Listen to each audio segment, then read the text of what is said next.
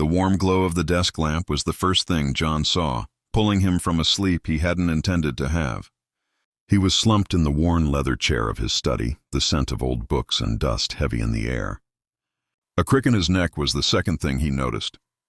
The third was the object resting in his palm. It was a compass, heavy and antique, crafted from brass that had tarnished with age. The glass was strangely cold against his skin, and the needle, instead of pointing north, spun erratically as if searching for something long gone. He had no memory of finding it, no recollection of how it came to be in his hand.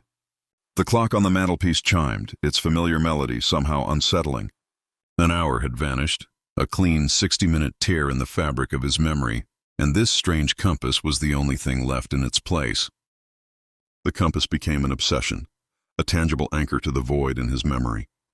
John's life began to revolve around that lost hour. He scribbled frantic notes on anything he could find, napkin corners, the backs of receipts, the margins of books, documenting every fleeting thought, every half-remembered shadow. His handwriting grew increasingly desperate, a frantic scrawl searching for an answer that remained just out of reach.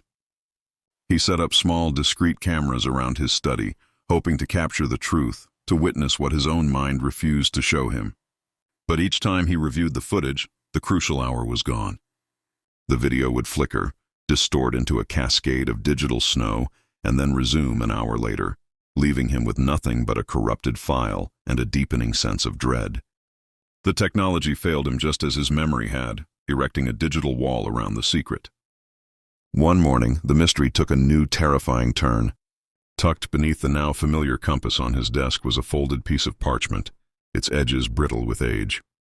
Unfolding it, John discovered a meticulously hand-drawn map of the woods behind his childhood home, a place he hadn't visited in decades. A single red X marked a spot beneath an old sprawling oak tree he remembered vividly. Alongside the map lay a small, rusted iron key and another note, this one written in the same frantic hand as his own recent scribblings, yet different, more urgent. "Stop digging," it pleaded. "It's for your own good." The warning sent a shiver down his spine, a primal fear that whispered of consequences far worse than a simple lost hour. It felt like a message from a part of himself he didn't know, a guardian of a door he was now determined to unlock. He couldn't heed the warning. The need to know was a physical ache, a compulsion that drowned out the voice of caution. With the map and key clutched in his hand, he drove to the old house, the familiar roads stirring ghosts of a life he thought he'd left behind. The oak tree stood just as he remembered, its branches like gnarled arms reaching for the gray sky. He dug at the spot marked X, the shovel striking something solid with a dull thud. It was a small metal box, a time capsule. The rusted key fit the lock perfectly. With a trembling hand, he lifted the lid. Inside, nestled on a bed of faded velvet, wasn't a childhood trinket. It was a single faded photograph of a young boy he didn't recognize, and a silver locket identical to the one his younger brother, lost in a tragic accident years ago, had always worn. The devastating truth crashed down upon him. There was no lost hour. There were lost years, a memory so traumatic his mind had built a fortress around it, a fortress he had just torn down.